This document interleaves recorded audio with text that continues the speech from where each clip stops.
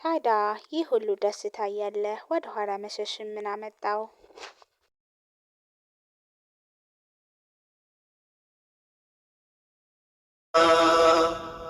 ባህር ማዶ ያለችው ውዲቷን እህቴ ደግነትን ሳስብ ማጠፋው ከፊቴ ሐሳቧን አሳክተህ ሕልሟን ሙላውና።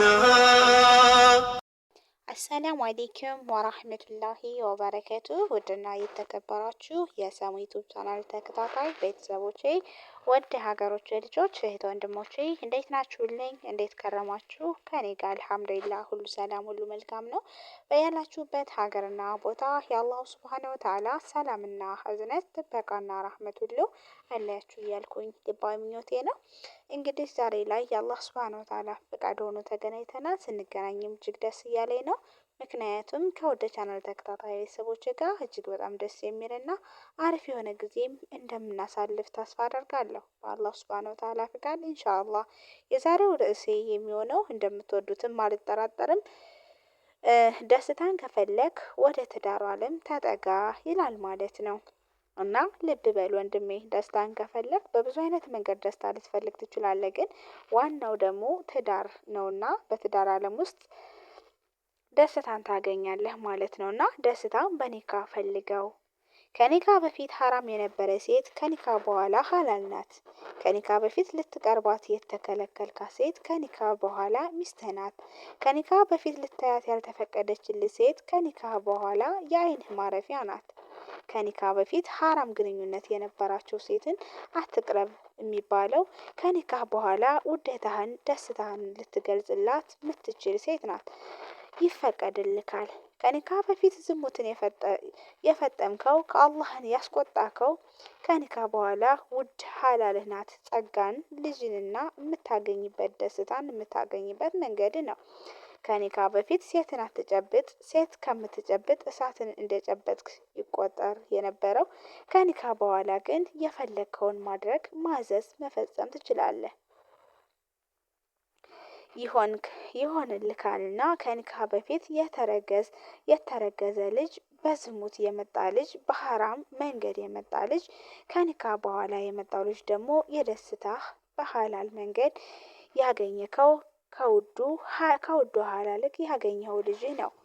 ስለዚህ ልብ በል ማለት ነው።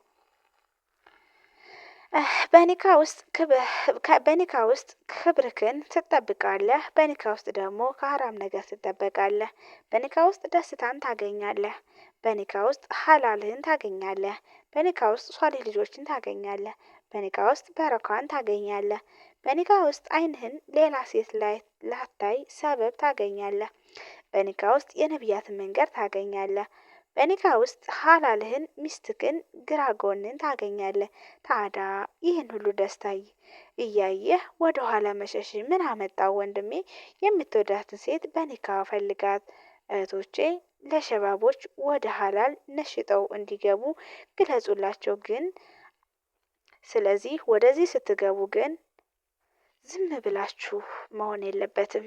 ማለትም ይቺ የትዳር አጋሬ ናት፣ ህይወቴን አብራ መምራት ትችላለች፣ እኔም ደግሞ ይህ የትዳር አጋሬ ይሆናል፣ አብሬ መምራት እችላለሁ የሚለውን ነገር በደንብ ተሳስባችሁና አስባችሁበት ሊሆን መቻል አለበት ማለት ነው። እና ትዳር እስከምንገባበት ድረስ በጣም ከባድ መስሎ ሊታየን ይችላል። ወይም ደግሞ የደስታ ብቻ ሊመስለን ይችላል። በውስጡ ግን በጣም ብዙ ነገራቶች አሉ ማለት ነው። ስለዚህ እና በትዳር ውስጥ ከብዙ ነገራቶች ትሰተራላችሁ ማለት ነው። እና ዛሬ እስኪ በመቀጠል ለወንዶች አንድ ሚስጥር ልንገራቸው ማለት ነው። ወንዶች አንድ ሚስጥር እስኪ ልንገራችሁ። ሴት ልጅ 50 አመትም ይሆናት ከዛም በላይ ይሁን ከዛም በታች ባህሏ ሁሌም ልክ እንደ ህፃን ልጅ አድርጎ እንዳቀብጣት ትፈልጋለች። ይሄ ላንተ ነው እሺ ወንድሜ። ሚስትህን ማጫወት የተወደደ ሱና ነው። አሸረፈል ሀለቅ የሆኑት መልእክተኛ ከሚስታቸው ጋር ሩጫን ይወዳደሩ ይጫወቱ ነበር። ይህንን የሚረዱት ግን ትንሽ ናቸው።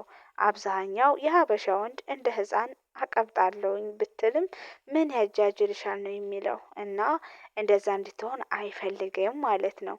ነገር ግን ወንድሜ ይችን ሚስጥር ተጠቀምባት ማለት ነው። ምናልባትም ብዙዎቻችን ላናቃት እንችላለን እና ሴቶች እንደ ህፃን ልጅ የሚያቀብጣቸውን ይፈልጋሉ። ሴቶች ትሪትመንት ይፈልጋሉ። እና ሴት ልጅ ልክ እንደ ህፃን ልጅ ናት ማለት ነው። ልትንከባከባት ልታጫውታት ልታዝናናት መቻል አለብህ። ሚስትህ ግራ ጎን ናት የአላህ ስጦታ ሚስትህ ናት ማለት ነው። ስለዚህ ሚስትህን በደንብ አድርገህ እንድትንከባከባት አንቺም ባልሽን ሀቁን የምትወጪ አድርግሽ እያልኩኝ ልባዊ ምኞቴ ነው። የዛሬው ቆይታ ይህን ይመስላል ስለነበረን ቆይታ አመሰግናለሁ። በቀጣይ በአዲስ ቪዲዮ እና በአዲስ ርዕስ እስከምንገናኝ በያላችሁበት ሀገርና ቦታ የአላህ ሱብሃነሁ ወተዓላ ሰላም ዝነት ጥበቃ አይለያችሁ እያልኩኝ የምንወዳት የምናከብራትና የምንሳሳላት እማማ ኢትዮጵያ ሀገራችን ለዘላለም ትኑር እያልኩኝ በዚሁ ልሰናበታችሁ ወዳለው። ወሰላሙ አሌይኩም ወራህመቱላሂ ወበረከቱ። ባይ ባይ።